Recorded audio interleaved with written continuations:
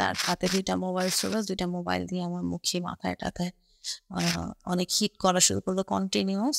কালকে ঠিক পার্টিকুলার ওই মোমেন্টেই ওর অনেক ড্রাঙ্ক ছিল।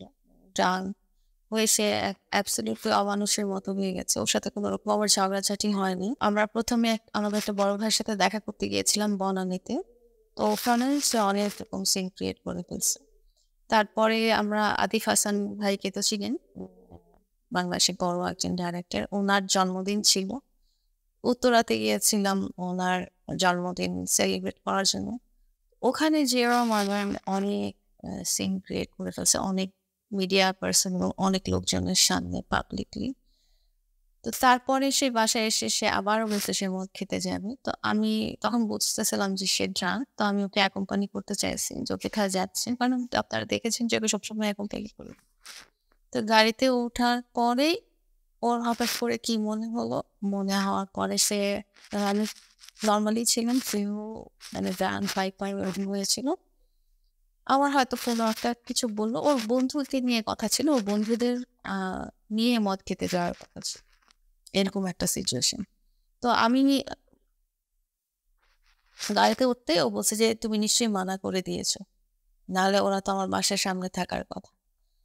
তো আমি বললাম যে, "আমার তো কারো সাথে কথাই হয় নাই।" তো তখন সে আমার সামনেই ওর একটা বন্ধু হেলা তাকে ফোন দিয়ে বলল যে, "কি তোমাদের না আমার বাসার সামনে থাকার কথা? তোমাদেরকে নিয়ে খেতে যাবো।"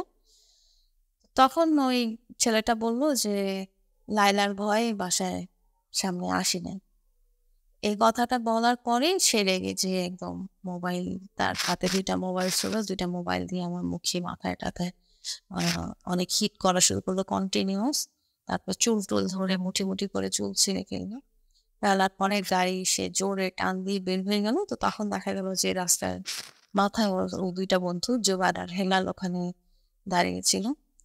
ওদের কাছে আমি অনেক হেল্প চাচ্ছিলাম যে, "দেখো থামাও মামুনকে।" এটা নিয়ে যখন ডিএচএস এর বাইপাস রোডে গেল তখন ও গাড়িটা থামালো, ওরাও বাইক করে পিছে আসছে।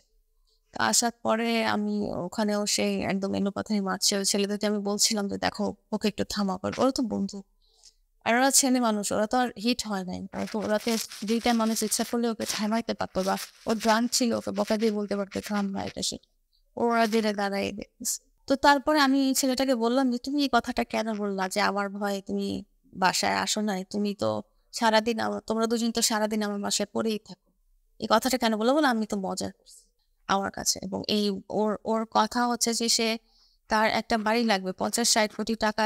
ও আমাকে প্রায়ই বলে, "আমি একপাশে থাকবো ৫০-৬০ কোটি টাকা একপাশে থাকলেই তাহলে আমি হাসি-খুশি থাকবো। না হলে আমি মানসিকভাবে আমি আনহ্যাপি, আমি ফিট না।" হ্যাঁ? লোকজন আমাকে ঘর জামাই বলে বা এটা সেটা বলে। তো এগুলো নিয়ে সে আনহ্যাপি। হ্যাঁ?